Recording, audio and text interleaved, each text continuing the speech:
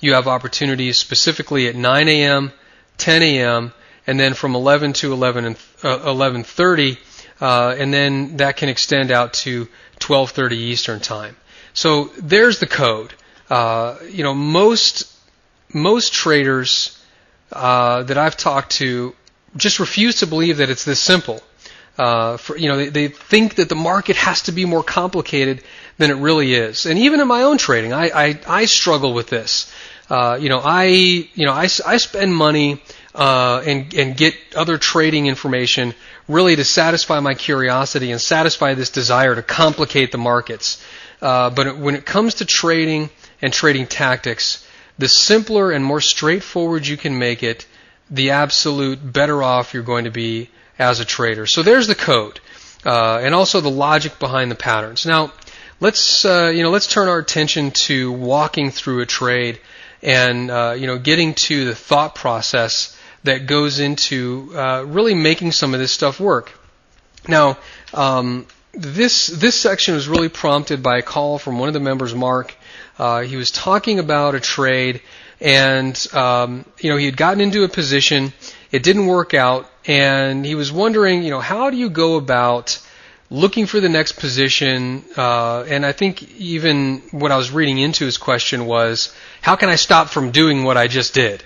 Believe me, losses are definitely a part of the marketplace. It's our job as traders to minimize those losses as much as possible. So let's walk through some of the thinking process here. The first thing to do is always to look to the left, okay? And by looking to the left, I mean literally on the chart.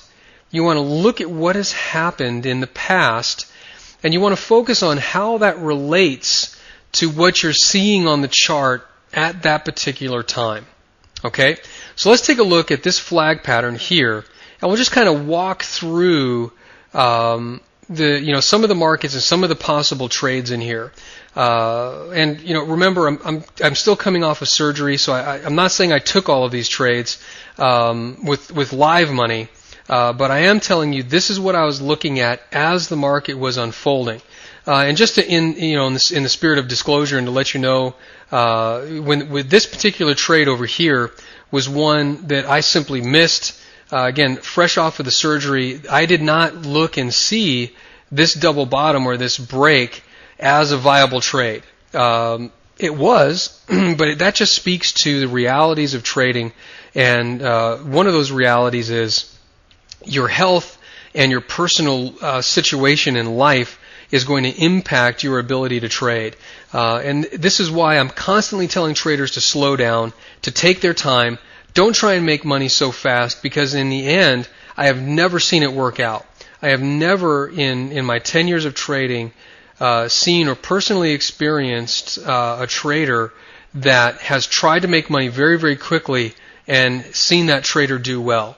And there are a lot of reasons for that. Some of them I go over in the course, but let's just, let's keep our heads about us.